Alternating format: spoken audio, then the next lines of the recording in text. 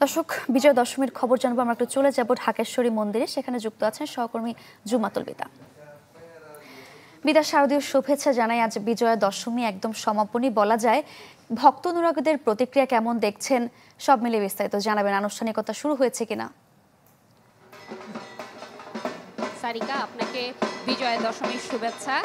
আজকে মর্তলোক ছেড়ে কৈলাসে পাড়ি জমাবেন দেবী দুর্গা এবং আজকের এই দিনটিতে বিজয়ের আনন্দ যেমন আছে, বিষাদের সুরও আছে, যার কারণে সকাল থেকেই সনাতন ধর্মাবলম্বীরা ইতোমধ্যে কিন্তু এই মন্দির প্রাঙ্গণে যুক্ত হওয়া শুরু করেছেন এবং যেই তিথি রয়েছে ৯টা ৫৮-র মধ্যে আজকের দিনের বিজয়া দশমীর যেই বিহিত পূজা এবং অন্যান্য যেই আচার অনুষ্ঠান রয়েছে সেগুলো শুরু করার সেই নিয়ম মেনে ইতিমধ্যেই কিন্তু কার্যক্রম শুরু করেছেন এখানের পুরোহিত। এবং আপনারা ক্যামেরার চোখে যেটি দেখতে পাচ্ছেন যে এই ঠিক আমাদের সরাসরি সম্প্রচার থাকাকালীনই এই আনুষ্ঠানিকতা আসলে আনুষ্ঠানিকভাবে শুরু হয়ে গেল। আজকের দিনের এই বিহিত পূজা এবং বিজয়া দশমীর যেই কার্যক্রম রয়েছে তার মধ্যে অন্যতম হচ্ছে ঘট অর্থাৎ দর্পণ বিসর্জন। কারণ যেহেতু এটি একটি স্থায়ী মন্দির, যার কারণে এখানে ঘট দর্পণ বিসর্জনের কার্যক্রমটি অনুষ্ঠিত হয় এবং সনাতন ধর্ম মতে এটি কিন্তু তারা বিশ্বাস করেন পঞ্চতন্ত্রে, অর্থাৎ যেই প্রতিমা চিন্ময়ী যেই প্রতিমা তারা তৈরি করেন সেটি মূলত হচ্ছে পঞ্চতন্ত্রে বিশ্বাসের মধ্য দিয়ে তারা তৈরি করেন, আকাশ মাটি পানি ও বায়ুর মধ্য দিয়ে, যার কারণে তারা বিশ্বাস করেন এটি প্রকৃতি থেকে এসে বিসর্জনের মধ্য দিয়ে আবার প্রকৃতিতে মিশে যাবে। একই সাথে যদি পুরাণ মতে যদি বিশ্লেষণটি যদি তুলে ধরি, যে বলা হয়ে থাকে যে পুরাকালে মহিষাসুর নামে একজন অসুর তিনি ব্রহ্মার থেকে বর পেয়েছিলেন এবং প্রবল ক্ষমতাসীন হয়ে ওঠেন তিনি, যার মধ্য দিয়ে তিনি মর্ত স্বর্গ এবং পাতাল দখল করে নেন এবং দেবরাজ ইন্দ্রের কথা উল্লেখ রয়েছে, যাকে স্বর্গ থেকে বিচ্যুত করেন সেই মহিষাসুর। ব্রহ্মা থেকে বর দেওয়া হয়েছিল তাকে যে কোনো পুরুষ তাকে হত্যা করতে পারবে না, কিন্তু কোনো নারী যে তাকে হত্যা করতে পারবে না কিংবা বধ করতে পারবে না এই বিষয়টি কিন্তু উল্লেখ করা ছিল না, যার কারণে সব দেবতার সম্মিলিত শক্তি থেকে আবির্ভূত হলেন দেবী দুর্গা। পুরাণে মহিষাসুর বধের কাহিনী অনুসারে টানা ৯ দিন ৯ রাত্রির যুদ্ধের পর শুক্লার দশমী তিথিতে অর্থাৎ আজকের এই দিনে দুর্গা মহিষাসুরকে বধ করেছেন, যার কারণে এই দিনটিকে বিজয়া দশমী হিসাবে পৃথকভাবে চিহ্নিত করা হয়। আজকে এই বিজয়া দশমীর সকালের যে আলোচনা রয়েছে এগুলোর পরপরই সিঁদুর খেলায় মেতে উঠবেন নারীরা এবং সিঁদুর খেলার পর এটি আসলে যেই বিজয়ের শোভাযাত্রা রয়েছে প্রতি বছরের ধারাবাহিকতায় এটি এবারও অনুষ্ঠিত হবে বিকাল ৩টায়। এটি আসলে ওয়াইজঘাটে পর্যন্ত এই শোভাযাত্রায় অংশগ্রহণ করবেন ঢাকার যেই মন্দিরগুলি রয়েছে স্থায়ী কিংবা অস্থায়ী তারা এবং এই শোভাযাত্রার মধ্য দিয়ে গিয়ে বিসর্জনের কাজটি সম্পন্ন হবে। এখন পর্যন্ত আসলে কার্যক্রম চলছে। আমরা একটু আয়োজক কমিটির সাথে একটু কথা বলবো এবং তাদের কাছ থেকে জানতে চাইবো যে আজকের দিনে বিষাদের সুর তো আছেই, আনন্দও তো আছে, উদযাপন কেমন করলেন এবারের দুর্গা উৎসব? দেশবাসীকে বিজয়ের শুভেচ্ছা। আসলে আপনারা জানেন যে দুর্গাপূজা শেষ হওয়ার পরে আবার 1 বছর ধরে আমরা অপেক্ষায় থাকি যে মা কবে ওর মর্তে আসবে। তো আমরা যে এবারের যে দুর্গাপূজা আমরা বলতে পারি যে সব কিছু মিলিয়ে সকলের বাংলাদেশের সকলের সহযোগিতায়, বিশেষ করে আইনশৃঙ্খলাকারী বাহিনী, সেনাবাহিনী, সরকার সকলের সহযোগিতায় এখনও পর্যন্ত আমরা খুব সুন্দরভাবে সুস্থভাবে আনন্দ উৎসাহ উদ্দীপনার মধ্য দিয়ে আমরা দুর্গাপূজা সমাপ্ত করতে পারছি। হয়তো আজকে বিসর্জনের মধ্য দিয়ে মা তার আবার স্বর্গে চলে যাবে। আমরা আশা করব যে মা যে শান্তি এখানে রেখে যাবে সেই শান্তি আমাদের সকলের মধ্যে যেন বর্ষিত হবে। এবং এই প্রার্থনাটুকুর কথা বলছিলেন, নিজের কাছে কি প্রতিশ্রুতি এবার করেছেন, নিজেকে আসলে কিভাবে বদলাবেন?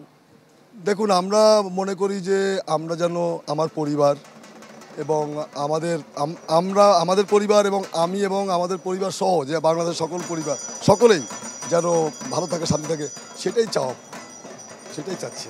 আপনাকে অসংখ্য ধন্যবাদ। শুনছিলেন আয়োজক কমিটির সাথে আমরা একটু ছোট্ট করে কথা বলার চেষ্টা করেছিলাম। তিনি যেটি জানিয়েছেন যে নিজের জন্য তো বটেই, দেশ ও দশের জন্য তারা প্রার্থনা করেছেন। ওনার কাছে প্রতিশ্রুতির কথা আমরা জানতে চেয়েছিলাম। এখানে আগত সনাতন ধর্মাবলম্বীদের অনেককেই আমরা আসলে তাদের প্রতিশ্রুতির কথা জানতে চেয়েছিলাম যে কি প্রতিশ্রুতি তারা জানাচ্ছেন এই দুর্গা উৎসবে। অনেকেই জানিয়েছেন যে একটি মানবিক বাংলাদেশ বিনির্মাণের জন্য প্রথমে তারা নিজেকে বদলাতে চান, নিজেদেরকে মানবিক করে তুলতে চান, অর্থাৎ মনের যেই অসুর রয়েছে সেটিকে বধ করতে চান। এবং এই আহ্বানটুকু তারা প্রত্যেকটি মানুষের প্রতি তারা করেছেন যে প্রতিটি মানুষ যাতে নিজের মাঝের অসুরগুলো বিনাশ করে, যার মধ্য দিয়ে আগামী দিনের যেই চলার পথ সেটি জাতিতে জাতিতে ভেদাভেদ থেকে শুরু করে ধর্মীয় সম্প্রীতি বজায় রাখার জন্য অনেকাংশে এগিয়ে যাবে, এই প্রত্যাশাটুকু তারা আসলে করছেন। যার কারণে তরুণ প্রজন্মের কাছেও যখন আমরা জানতে চাইছিলাম তাদের ভাবনাটুকু, তারাও কিন্তু বলছেন এই নিজেকে বদলানোর কথা, নিজের ভুলগুলো সমস্যাগুলো সমাধানের কথা। এই ছিল মূলত ঢাকেশ্বরী থেকে আমার কাছে সর্বশেষ। বিদা, ধন্যবাদ আপনাকে। বরিশাল থেকে যুক্ত আছেন সহকর্মী কাউসার হোসেন রানা। রানা, দুর্গোৎসবের একেবারে শেষ বেলা, আজকে সারাদিন কি কি ধর্মীয় আচার অনুষ্ঠান রয়েছে, আইন শৃঙ্খলা পরিস্থিতি কেমন দেখছেন, বিস্তারিত জানাবেন। আমি বুঝি নির্মাণের শিল্প, সালাম স্টিল বোঝে ডিউরেবিলিটি। সালাম স্টিল, মোস্ট ডিউরেবল স্টিল। হ্যাঁ সারিকা, দেখতে দেখতে কিন্তু পূজার শেষ সময়টি চলে আসলো এবং আজ বিজয়া দশমী বিসর্জনের মাধ্যমে যা শেষ হবে আনুষ্ঠানিকতা। এবং সেই উপলক্ষে আমরা এসে দেখেছি বিভিন্ন মন্দিরগুলোতে যে পূজা অর্চনা চলছে। এবং এখন এই মুহূর্তে আমি রয়েছি বরিশাল নগরীর অন্যতম একটি বৃহৎ বরিশালের সদরে অবস্থিত জগন্নাথ, শ্রী শ্রী জগন্নাথ দেবের মন্দির। এবং সেখানে এই মুহূর্তে আমি দেখতে পাচ্ছি যে যারা পুরোহিত রয়েছেন, ভক্তরা রয়েছেন, তারা কিন্তু সেখানে রয়েছেন এবং পূজা দিচ্ছেন এবং অঞ্জলি প্রদান করছেন। এরপরে যে কার্যক্রমগুলো রয়েছে, আপনি জানেন যে এরপরে যে দশমীর যে পূজা রয়েছে, বিহিত পূজা, সেটি অনুষ্ঠিত হবে এবং তারপরে স্বাভাবিকভাবে আজকের দিনের কার্যক্রম শেষ হবে। এবং সাধারণত বরিশালে যেটি হয় সেটি হচ্ছে যে বিকাল থেকে 3টার পর থেকে বিসর্জনের কার্যক্রমগুলো শুরু হয়। তবে এটি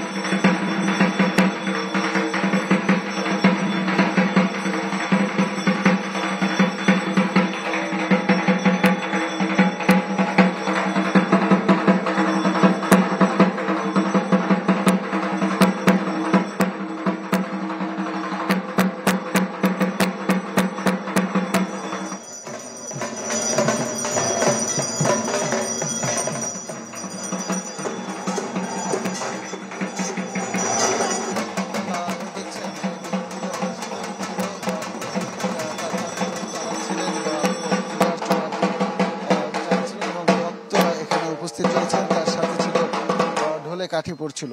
তো এই ছিল বরিশালের পূজা অর্চনার কার্যক্রম। বিকাল থেকে যেটি বলছিলাম যে যথারীতি বিসর্জনের কার্যক্রম শুরু হবে বরিশালে।